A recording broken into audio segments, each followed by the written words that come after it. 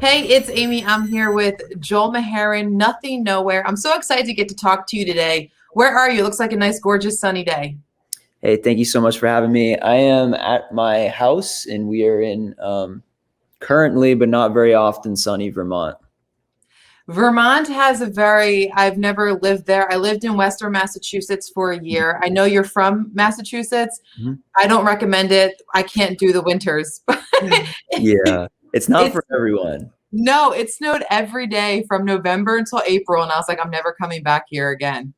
Yep, I think you have to come up with like a hobby or something to do in the winter. Otherwise, you'll lose your mind. Yeah. Vermont kind of has this like hippie vibe, though. Is that how it is, or that's just how it seems to the rest of the country? Totally. I mean, it's kind of like anywhere else. I mean, like the main cities are like super like hippie kind of, but then kind of where I live is just a small farming town. It's very different vibes. So it's a little bit of yin and yang, which is good. Do you like the small town kind of area, or do you? Because I know you spend some time in LA, correct? Yeah, yeah. I'm out there quite a bit, just recording and doing meetings and all that. So, But do you feel like between the two of them, you get the nice counterbalance, or do you prefer Vermont and the small town?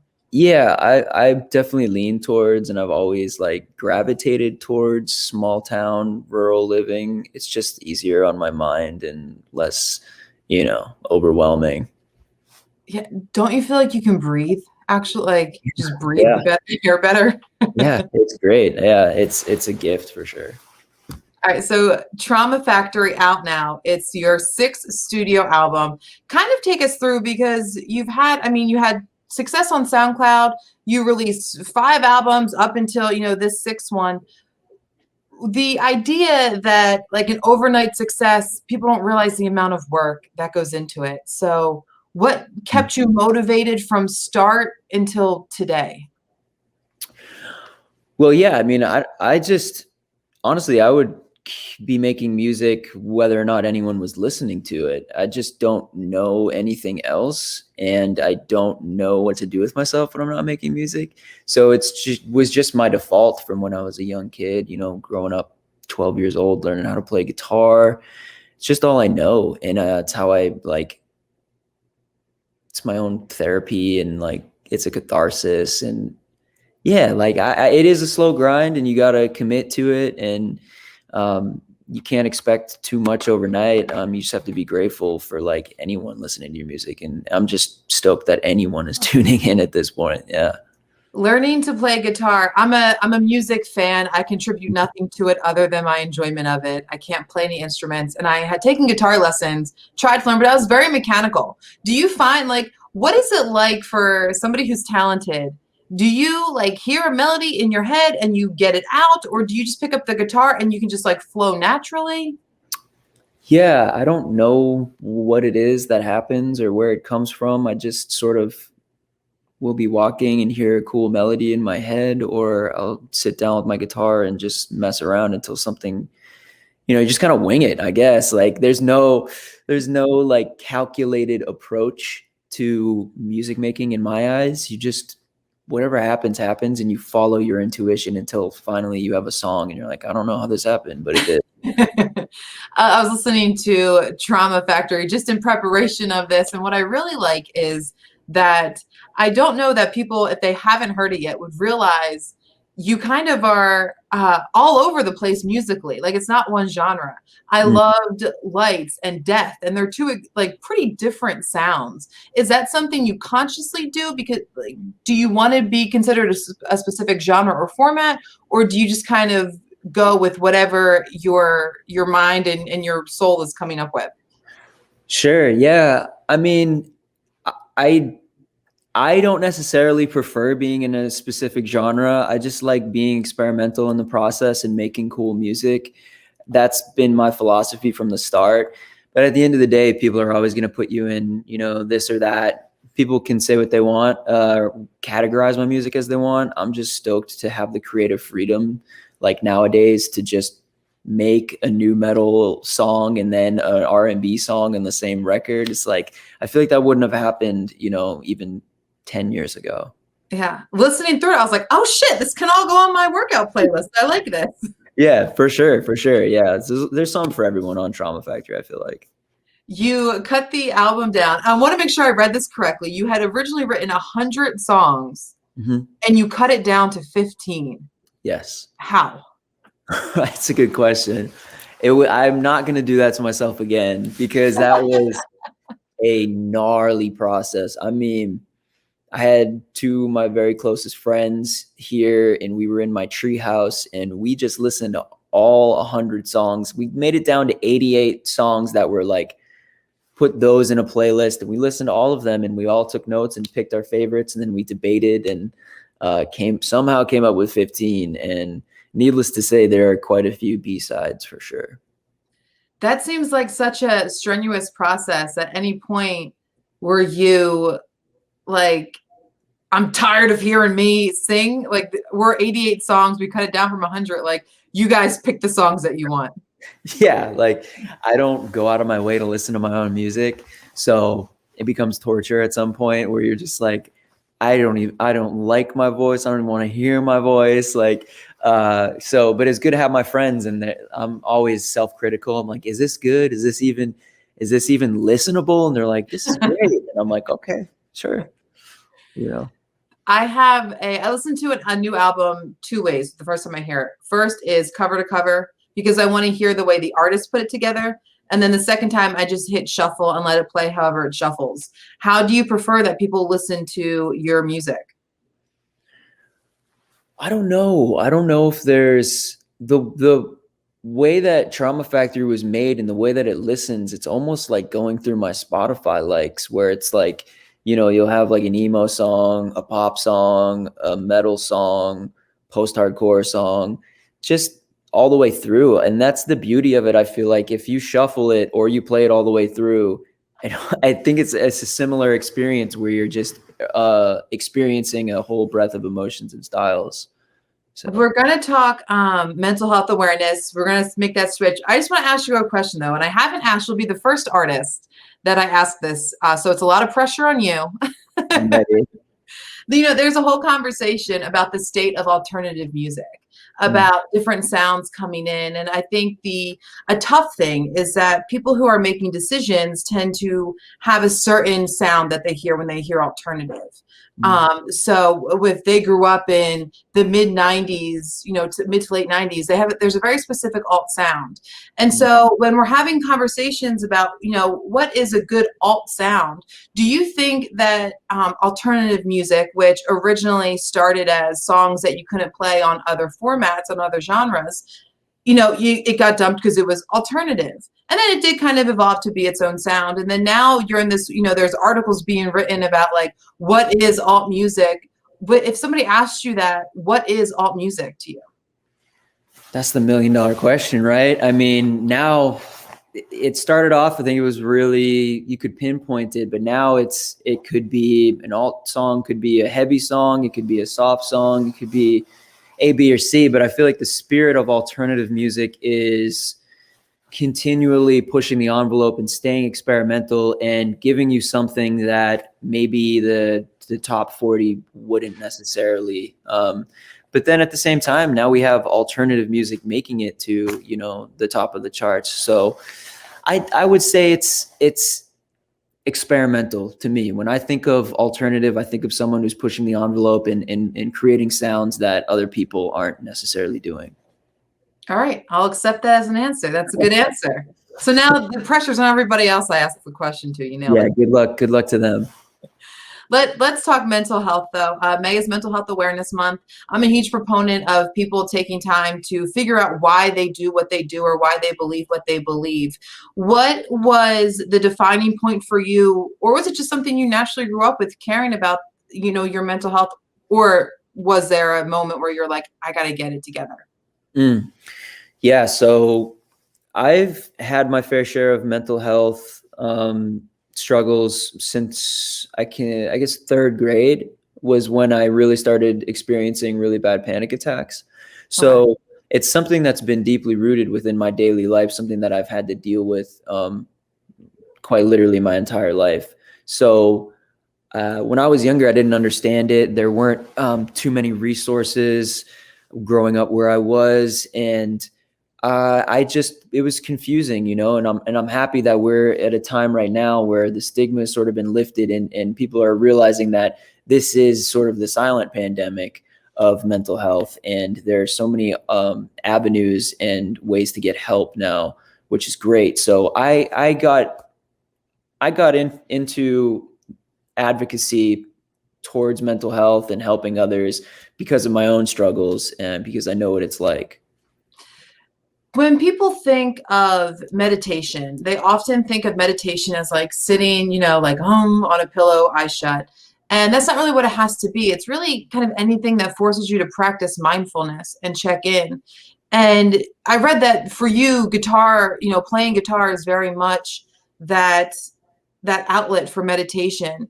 Is it something that is that your auto response when you're starting to go down a path, because as you get more familiar with how your body reacts to things, you can tell like, okay, like I know where this is heading. Is that something like your immediate go-to, like I just need to chill out and handle this? Yeah, I feel like meditation comes in all, different ways, and there are different prescriptions for different things in terms of meditation. Guitar for me is a meditation, and when I think of meditation, I feel like it's living honestly and completely in the present moment, and being aware of how you feel, physically and mentally and spiritually, just being in the moment. And for me, playing guitar is definitely an outlet that I was very fortunate to stumble upon when I was 12 years old. So when I'm playing guitar, nothing else matters. I'm just playing guitar. I'm not worrying about the future, and I'm not, fretting about the past, for sure. For somebody who's been dealing with, focusing on how to have a good mental health state, a healthy mental health state, you'll know that like it's not linear, right? Like it's not just like, oh, I'll flip the switch, I'm fine now, everything's fine. So what are things that you do to, one, keep you in a good space of mind, and two, when if you find yourself, you wake up and it's a hard day, to kind of get you through that day? Yeah, I just honestly, like, I just take it one day at a time. That's all you can do. You never know what the day is going to bring, but if you have a really solid foundation and routine, I think that that's really important. I know I have to wake up, hit my meditation, make sure I'm drinking enough water, and being physical every day. Like I often refer to myself as like an old Toyota, like Camry or something with 300 miles, where, if you're not checking off the engine light and doing every A, B, and C, it's not going to run very well. So I just take it one day at a time, honestly. I actually just watched this video about how powerful exercise is, Mm. and how it makes things that feel good feel even better, and makes things that don't feel good feel less bad than maybe if you weren't doing that. I'm a huge proponent of getting in the gym. Unfortunately, I also like am a huge proponent of Cinnamon Toast Crunch and Cheez-It, so it's a balance. Yeah, yeah. I mean, hey, variety is the spice of life, right? Yeah. Oftentimes you'll hear people say, I just want to be happy. I just want to be happy. Do you have a pursuit of happiness, or what is it you're looking for your mental health journey? Yeah, happiness is subjective, and it's happiness is whatever someone's own definition is. I mean, there is no guideline on how to be happy or even what happiness is. So I just feel like staying in the present moment and being around your loved ones and people that care about you and that you care about, and most importantly for me, giving back to others. I don't know if there is a final spot where I will reach and I'll say I'm happy. You know what I mean? Humans default, Human beings default kind of journey is always continually reaching towards something and never enjoying where they're at now. So that being mindful and present is happiness to me, I feel like. I heard that you're making kombucha. Yeah. How did you get into making kombucha? Yeah, so I'm really into gardening, and I harvest maple syrup here in on my land. And That's the most Vermont thing I've ever heard. yeah, yeah, I fully embrace the lifestyle. I love kombucha. I just think it's rad. And I partnered with Keep It Simple Kombucha here in Vermont, and we made what's called Nightmare Fuel, which is a hibiscus grape kombucha. And we just had it as a gift to give out to fans and supporters. That's really dope. Yeah. If you were to bullet point just one main point for somebody who is dealing, whether it's your family or your friends or your fans dealing with mental health issues, what would that be? Sorry, say that again. If you were just to bullet point your one main belief or one main point for people who are dealing with mental health issues to kind of, if they don't know where to go or where to start, what would that be? So for people who are struggling with their mental health and aren't really sure where to start, I mean, there are so many different things that you could be or should be doing. I think to start is just letting your support group, your friends and your family know how you're feeling, because oftentimes people feel ashamed of how they're feeling. They feel like they'll be judged for how they're feeling. And it's, the burden is a lot more. I mean, it's the weight is a lot heavier if you're the only one lifting it, you know? So if you reach out to friends and family and just say, hey, you know what, like, I don't feel okay, that's a perfect start to your journey. I mean, then from there, you can start reaching out to psychiatrists, try meditation, start a routine for yourself. But everything starts with community, I feel like, and the people closest with you. Nice. Well, we're going to hop out because we have an acoustic performance of Fake Friend. Sweet.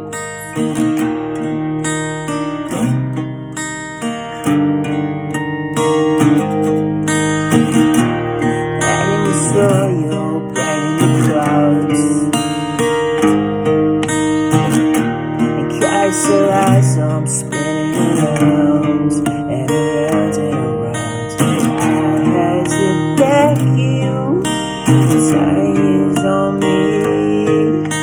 I was so bad now, it's easy to see. You were sleeping, I should still be there, ready out of you, man. I don't need a fake friend, keep your distance, losing you to win. I don't need a fake friend. Hello, hello, hello. Pick up the phone. You were sleeping, I should sit there. Ready out of you, man. I don't need a fake friend. I'm stuck in the past, so I waited for them. What is the difference if you went around and around and around?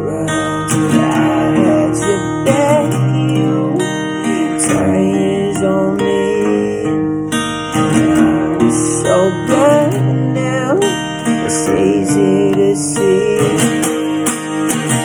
You were sleeping, I should sit there, ready out of you, man. I don't need a fake friend. Keep your distance, losing you's a win. Where always gotta pretend. I don't need a fake friend. Hello, hello, hello. Pick up the phone. You were sleeping, I should sit there, ready out of you, man. Fake friend, it was slipping, ice is dripping, ahead of you, girl. I don't need a fake friend, keep your distance, losing you's a win-win. Always gotta pretend, I don't need a fake friend.